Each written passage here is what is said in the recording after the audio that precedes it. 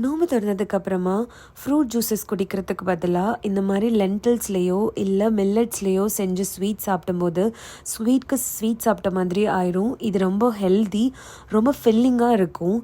இன்றைக்கி அந்த மாதிரி பருப்பு பாயாசம் பண்ணியிருக்கேன். இந்த பருப்பை மூங்காலை லைட்டாக ரோஸ்ட் பண்ணிக்கோங்க. அதுக்கப்புறம் குக்கரில் ஒரு 2-3 விசில் விட்டு இந்த மாதிரி நல்லா மசிச்சு எடுத்துக்கோங்க. இது கூட மில்க் ஆட் பண்ணி நல்லா கட்டி இல்லாமல் கலந்து வச்சுக்கோங்க. ஜாக்ரியை குயிக்காக மைக்ரோவேவ்லேயே நம்ம கரைச்சிக்கலாம். எவ்வளோ ஜாக்ரி வேணுமோ அவ்வளோ ஆட் பண்ணிட்டு கொஞ்சம் தண்ணி ஊற்றி ஒரு 2-3 மினிட்ஸ் நீங்கள் மைக்ரோவேவில் வச்சா போதும், நல்லா கரைஞ்சி வந்துடும்.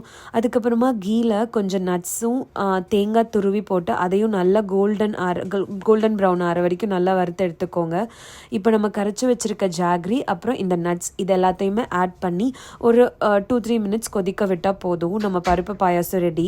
இது ரொம்ப ப்ரோட்டீன் ரிச், ரொம்ப டேஸ்டியாக இருக்கும். கண்டிப்பாக ட்ரை பண்ணி பாருங்கள். ஐ திங்க் இது எல்லாத்துக்குமே தெரிஞ்சிருக்கும்னு நினைக்கிறேன். இன்றைக்கி இஃப்தாருக்கு என்ன பண்ணலான்னு யோசிச்சுட்டு இருந்தீங்கன்னா கண்டிப்பாக இந்த பருப்பு பாயாசம் பண்ணி பாருங்கள். ரொம்ப ஃபில்லிங்காக, நியூட்ரிஷியஸாக, நல்ல ப்ரோட்டீன் ரிச். கண்டிப்பாக ட்ரை பண்ணி பாருங்கள்.